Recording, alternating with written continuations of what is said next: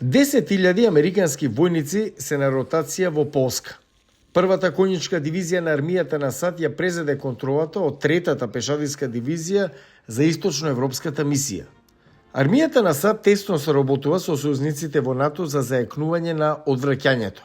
Во 2020 тие повторно го активираа петтиот корпус, подобрувајќи ја командата и контролата за американските сојузнички и партнерски сили во Европа.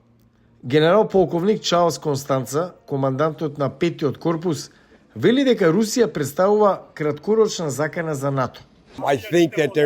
Мислам дека има малку погрешна перцепција од имаме време и дека Русија претрпела многу загуби и дека ќе им треба време за да се обнови и реконструира. Јас го немам тоа сваќање. Мислам дека треба да бидеме подготвени во блиска иднина. Украинските власти извештаите на западното разузнавање велат дека загубите на Русија во Украина биле тешки, со речиси 50.000 војници убиени во акција.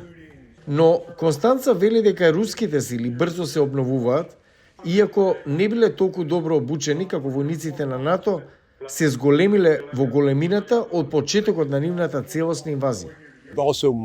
Тие исто така се модернизираа по лекциите од борбите во Украина, што ќе биде проблем за нас на Запад, бидејќи Украина користи западна опрема. Тие користат западни техники. Русија учи како да го победи тоа. Тој гледа вистинско чувство на итност НАТО да биде подготвена. Полските партнери се согласуваат и им изразуваат добре дојде на американските трупи. Полска одсекогаш ја гледала Русија како закана. Но бригадниот генерал Фајковски, командант на 11-та окопна конјичка дивизија на полската армија, вели дека сите сојузници на НАТО сега препознаваат сериозноста на таа закана.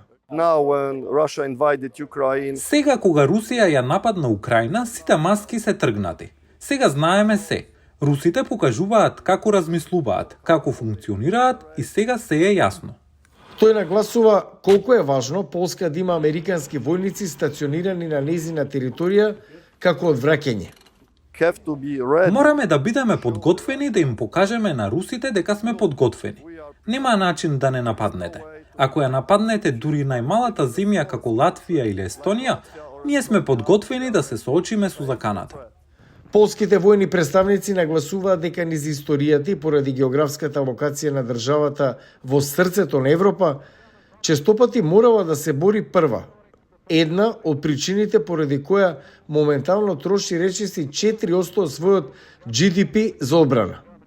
Сеќавањата на нацистичката окупација во Втората светска војна и советската доминација во периодот потоа ја научија Полска неколку болни лекции. Обезбедувањето поддршка за Украина сега и помагањето во обуката на украинските војници се знаци дека Полска избира да ги примени лекциите од минатите војни за да избегне страдање од нови.